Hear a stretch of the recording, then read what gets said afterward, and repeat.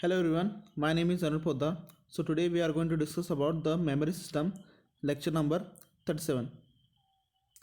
Let us go to the contents that we are going to discuss in this video. We are going to discuss about the memory system considerations, memory controller and refresh override. Let us go through memory system considerations. Now the choice of a RAM chip for a given application depends on several factors like cost, speed, power dissipation and size of the chip. So as we are studying the various DRAMs as well as static RAMs, the RAM chip we have used. So the choice will be depends on there are some factors on which we make a choice of which RAM chip should be used. So these factors will be like cost, speed and the size of the chip. Now the static RAMs are generally used only when very fast operation as is the primary requirement. Their cost and size are adversely affected by the complexity of the circuit. Now as we have discussed in the previous lectures, static RAMs will be used only when we require a fast operation. So if we require a fast operation, static RAMs will be used.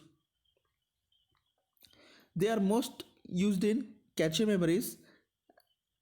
Dynamic RAMs are the predominant choice for implementing computers' main memories. So for computer main memories, mainly we prefer dynamic RAMs rather than static RAMs. The high density achievable in these chips make larger memories economically feasible. Next we'll go for what is memory controller.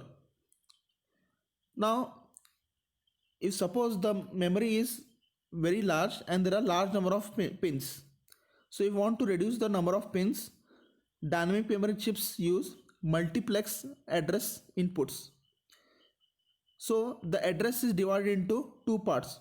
So if there are number of pins for each of the memory chips, you want to reduce the pins.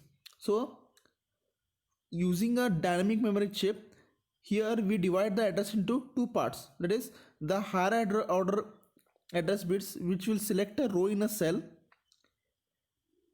are provided first and latched into the memory chip under the control of RAS signal, which means the address of that bit, that is the higher order address bits. So higher order address bits will indicate the row of the cell array that will be latched into the memory chip by sending a RAS signal. Then remaining lower order address bits will select a column which are provided on the same address pins which will be latched under the CS signal, that is column address strobe signal. Now a typical processor issues all bits of an address at the same time.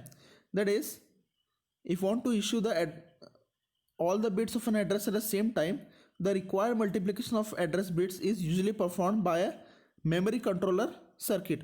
So we have the higher order bits for row in a cell to select the row and lower order address bits for selecting a column. So the required multiplexing of this both these address bits is done by the memory controller, which is interposed between the processor and the dynamic memory, which is shown in the next figure. So as you can see here, there is a memory controller between the processor as well as memory. So memory controller, the main function is used between the cache signal as well as the RAS signal.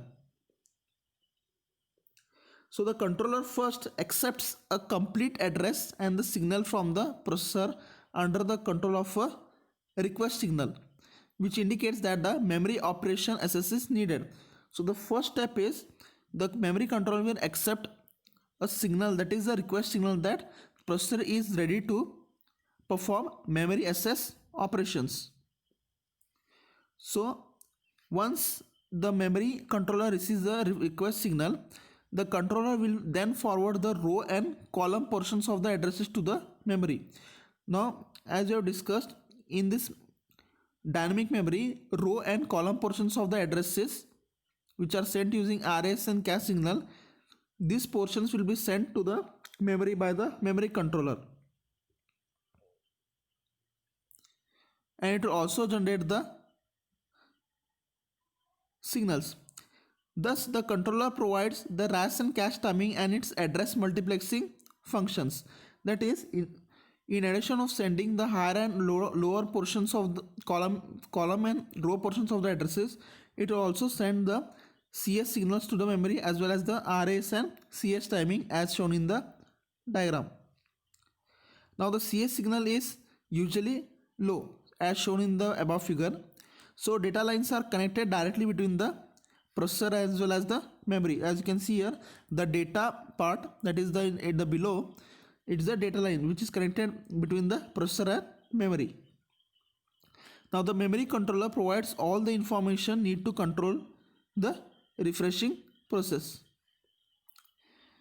Now in addition to that, the memory controller contains a refreshing counter which will provide the successive row addresses. That is, its function is to cause the refreshing of all rows to be done within the period of a specified for a particular device.